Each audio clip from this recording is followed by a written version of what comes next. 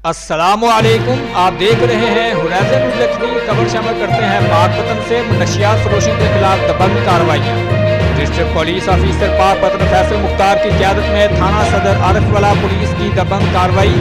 9 गज नशियात फरोश गिरफ्तार, भारी मिकदार में नशियात बरामद।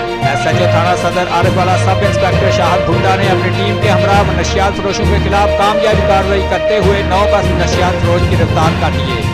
गिरफ्तार नशियात फरोशों के कब्जा से कुल 15 किलो 390 ग्राम चरस बरामद कर ली।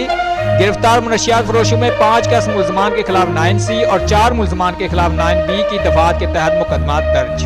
रिपोर्ट मोहम्मद हम्मार रजा, इंचार्ज मंदगान, हुरैज़न न्यूज़ HD।